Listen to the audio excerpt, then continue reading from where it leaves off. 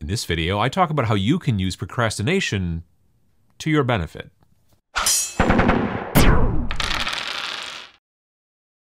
Almost everybody suffers from procrastination at some point in time, sometime or other. Lord knows I do. And I try to fight against it. I really do. I look for ways to try to stop myself from procrastinating and to get more things done. And I'm not just talking about hobby stuff.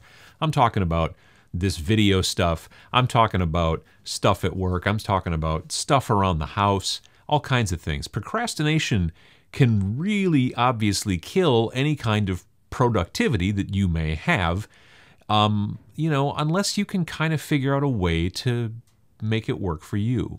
Now, I'm going to be just using the hobby, our hobby here, tabletop wargaming, generally the building and the painting and all that shenanigans.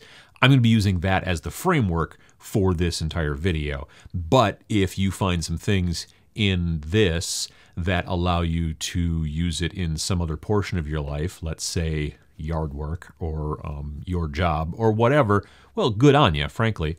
I think that the idea, the concept, it does really transfer pretty well. This all stems from a book that I read some time ago by a guy named Austin Kleon called Steal Like an Artist. And in it, there's a real short chapter. There's a lot of short chapters in the book, but in it, there's a chapter called Practice Productive Procrastination, which has got a lot of P's in that title.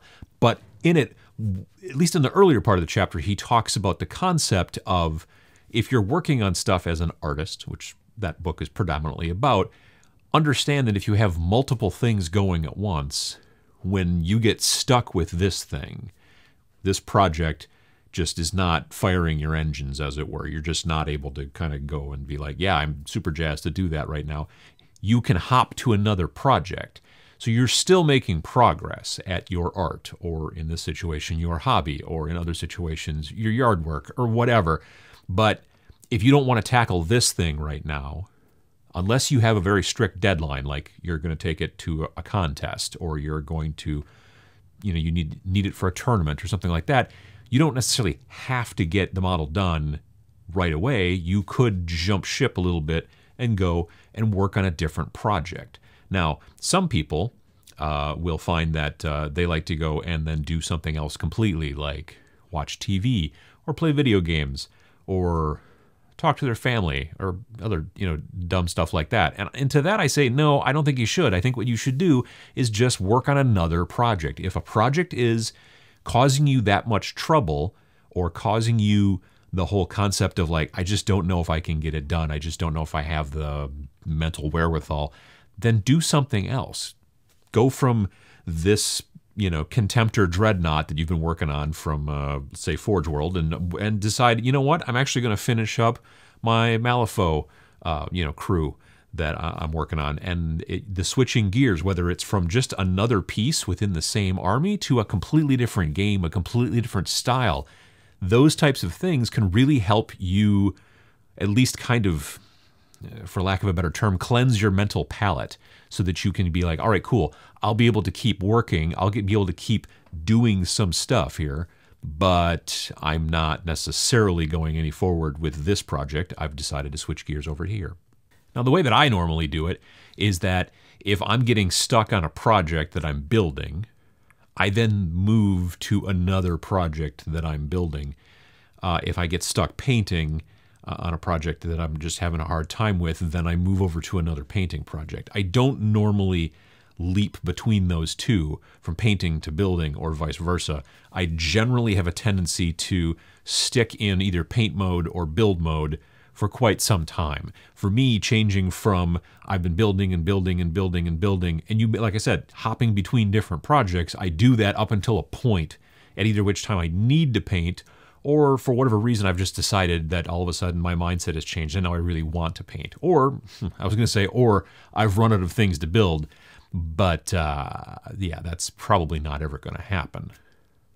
But for you, it may be different. For you, you may need the a little bit more jarring change in scenery, as it were, going from build mode to paint mode to be your practical procrastination. And that's cool, whatever works for you.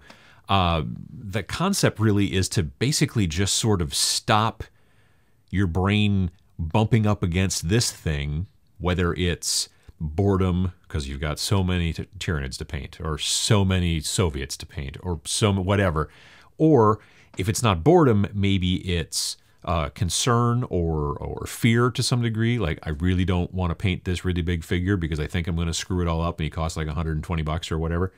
Or even something like just, just like you're just not able to keep it up. You're just not sure where to go next. It could be, that kind of thing. It's not even a fear or a, just overwhelming kind of too many. It's just something like, I just don't have the idea in me right now to be able to do it. So in that situation, you definitely want to completely change gears, maybe, and go to something from building to painting. But if that's not what you like to do, because I'm not a big fan of doing that, I can understand, maybe you just want to completely jump to a different project. Now, how you handle this, logistically is totally up to you. I'm frankly a mess. I'm not particularly a mess, I guess. Well, that depends on who you ask, but I'm a messy person. You don't want to see my hobby desk right now, but it's always got a whole bunch of different stuff going on, just besides all of the effluvia and extra paints and brushes and granola bar wrappers and all that kind of junk.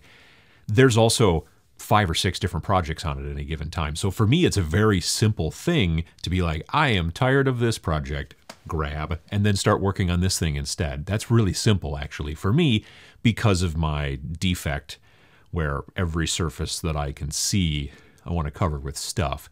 So if you're not that kind of person, if you're a very everything's in its place kind of person, well, then you're going to have to kind of get up, make a choice, and actually figure out what the thing you're going to practically procrastinate is next is going to be. What are you going to jump ship to? And that's going to maybe take a little bit more decision. For me, it's what's within eyesight, or really even just arm's reach.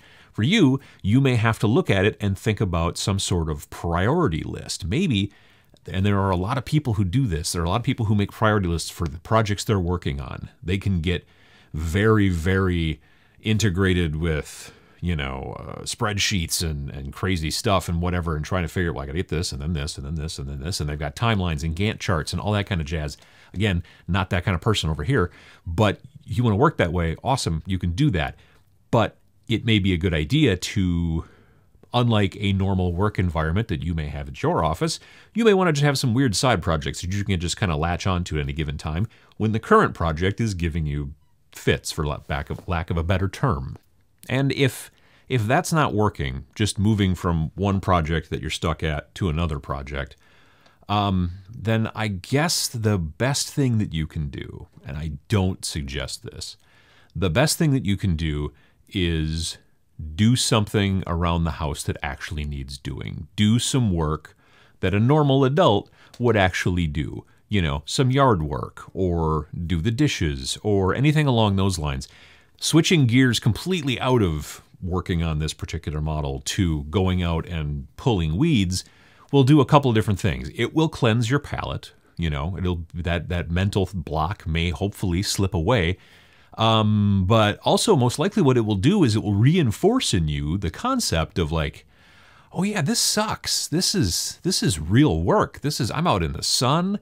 There's a bug or something, and I have to touch dirt, and I don't want any of that. So I should really actually go back in and really start working on that model again. So, if that takes a while to get hold with you, well, maybe you'll actually get something done out in the yard, or whatever. If you don't have a yard because you live in an apartment, well, A, you're lucky in my opinion, but B, you've probably got other things, vacuuming under the fridge, whatever.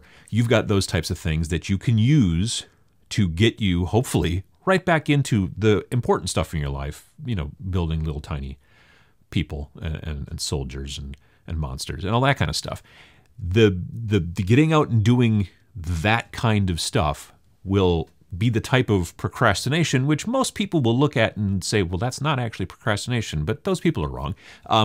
That will get the people that'll get you moving back towards what you should be doing, which is sitting down and building and painting and those kind of things.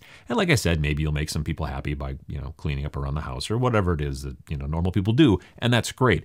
If that doesn't work, if just changing to a different hobby thing doesn't work, and then actually changing to working on something like sort of vaguely useful, yard work, whatever, doesn't work, then I would probably really start to think about what is the actual issue here. Sit down and spend some time thinking about it. Maybe write some stuff or whatever. There's all kinds of different things that you can do when you are stuck that you might think of being, like, here's the project. Everything else around it is procrastination. But if you can't get the project finished, that's what makes it practical procrastination. You've moved to something else, and you've at least got something else done, and hopefully it will drive you back to this project when this other stuff is all over. So let me know in the comments below if you've got procrastination troubles. If you're anything like me, you do. Let me know what kind of stuff causes you to have to kind of like switch gears and find something else. What kind of bumps do you run into? And maybe somebody else in the comments will read that and say, well, you know what I do when I get in that situation? And maybe you'll learn something, which is always kind of nice. Procrastination doesn't have to be seen as a bad thing. It can go badly. You can procrastinate on your hobby by not touching it for 5 months and really just only playing video games and watching Game of Thrones or whatever. But if you want to get things done, if you want to progress in your hobby, get better as a painter, get stuff done, get things on the table, and you hit a roadblock, you can switch gears a little bit and work on something else, preferably something else still within the hobby, which will still be forward progress and hopefully will bring you back to where you need to be.